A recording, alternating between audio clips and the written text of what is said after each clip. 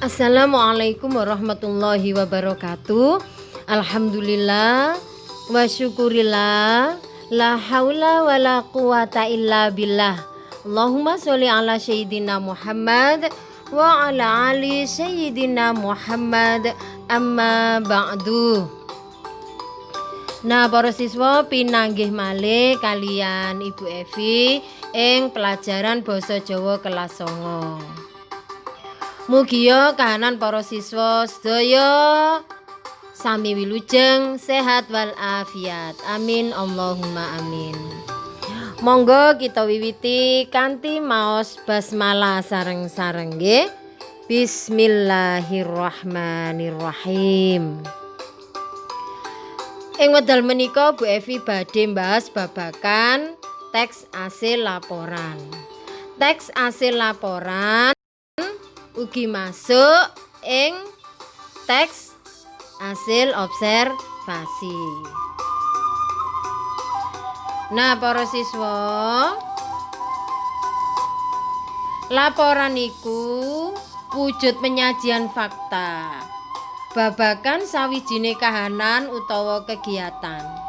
Bakune fakta kang disajekake iku gegayutan kelawan tanggung jawab kang ditugasake marang si pelapor. Fakta kang disajekake mujudake bahan utawa karangan adhedhasar kahanan objektif kang dialami dhewe dening si pelapor. Apa sing didelok, dirungu utawa dirasakake dhewe nalika si pelapor nindakake sawijine kegiatan. Tulodo teks laporan perjalanan. Nah, niki nggih wonten teks laporan perjalanan ingkang judul Lapan lan candi-candi Sakupeng Mojokerto dening Nak Era.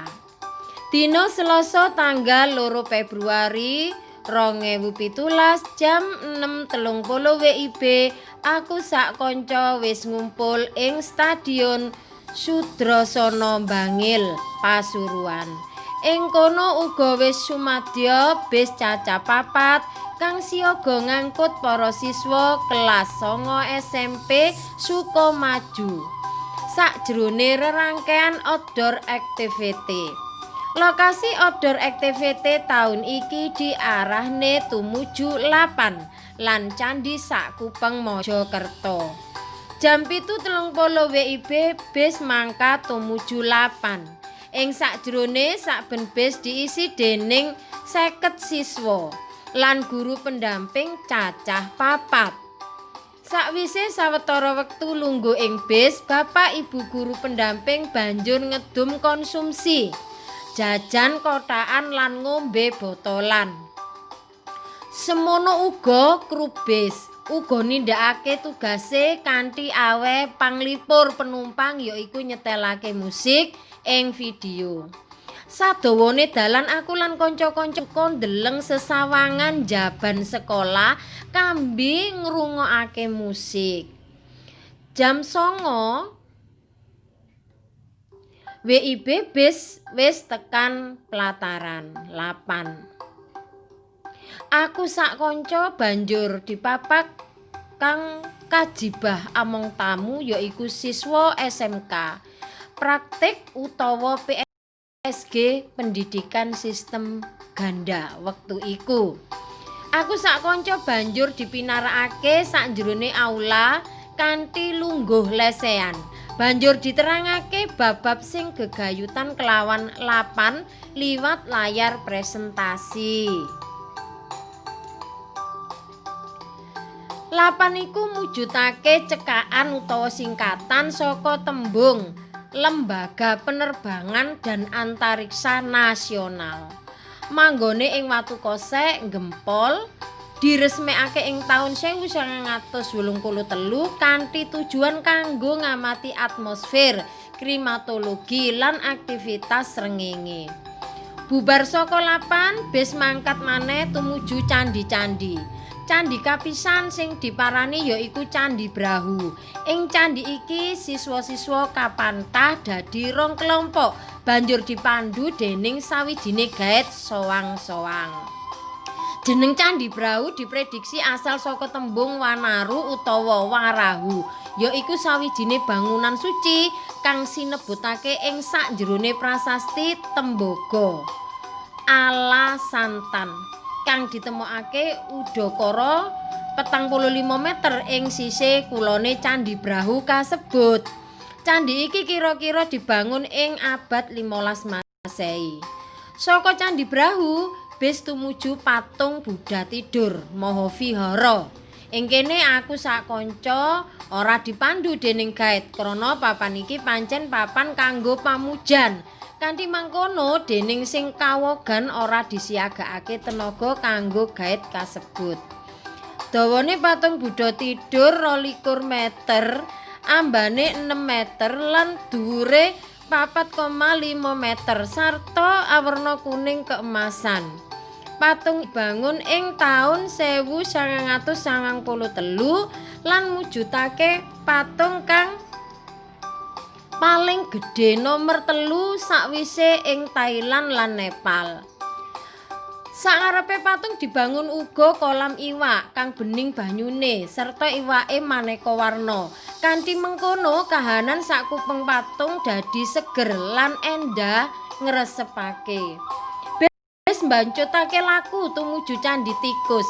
Ing sakjerone bis aku sak kanca diwenehi konsumsi dening guru pendamping arupa sega kotakan. Sarene pancen wis cukup awan. Sego-sego kotakan enggal dak pangan bebarengan karo kanca liyane. Ora let suwe bis wis tekan ing panggonan kang dituju. Ing kene aku sak kanca uga kapantah dadi rong kelompok maneh kang dipandu dening gaet dhewe-dhewe. Jeneng Candhi Tikus sejatine mung sawijining sebutan kang diwenehake dening masyarakat sakupeng. Masyarakat menehi jeneng Candhi Tikus awit nalika papan mau dikedhuk pranyata lokasi kasebut mujudake sarang tikus kang akeh banget cacahe. Candhi iki dibangun kira-kira abad 13 utawa 15 Masehi ing jaman Kerajaan Majapahit. Rampung saka Candhi Tikus rombongan dijak menyang masjid saperlu salat jamak dhuhur lan asar. Bubar iku rombongan tumuju Jayen Sidoarjo sak perlu ngenggar-enggar ati serta blonjo kanggo oleh-oleh. Pungkasan bis ngeterake rombongan mulih menyang Bangil. Kaya padatan sak jerone bis disetelake musik ing video. Nanging aku sak kanca wis ora pati migatekake maneh marang lagu-lagu kang disajekake. Awet padha ribut dhewe-dhewe. Ana sing cerita makani iwak ing kolam patung Buddha tidur. Ana sing cerita regane klambi ing Jayen. Ana sing cerita mangan ing KFC lan sak piturute. Jam 20.15 WIB bis tekan ing pelataran sekolah lan wali murid wis yol putra putrine dhewe-dhewe. Nah para siswa, prinsip-prinsip panulisan laporan. Bakune laporan iku mujudake piranti komunikasi uga supaya bisa digunakake minangka piranti komunikasi kang efektif.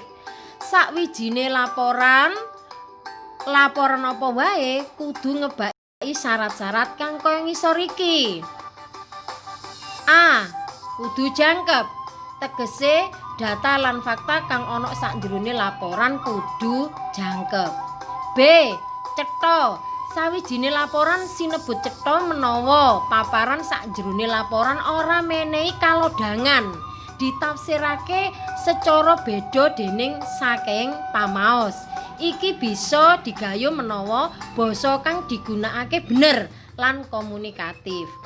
C. Bener utawa akurat. Data lan fakta kang luput bisa nenuntun pamaos gawe sawijine keputusan kang luput uga dadi bener lan akurating isi laporan banget diperlokake. Tematis. Laporan kudune tumata saengga gampang diwaca lan dipahami dening pamaos. Laporan kang sistematis uga nyengkuyung unsur gamblange apa-apa kang wis ciniptakake dening unsur basa. Objektif. Penulis laporan ora entuk nglebokake selera pribadi menyang jero laporane. Pelapor kudu asikap netral lan nganggo ukuran umum sakjroning mbiji sawijine babagan kasebut. F. Tepat waktu. Trepe waktu laporan mutlak diperlokake krana telate laporan bisa bisa nyebabake telate anggone gawe keputusan. Nah, para siswa, mekaten kala wau teks hasil laporan kang sampun Bu Evi jlentrehake. Mugi sampean paham lan manfaat, nggih. Bu Evi mungkasi. Billahi taufik wal hidayah. Wassalamualaikum warahmatullahi wabarakatuh.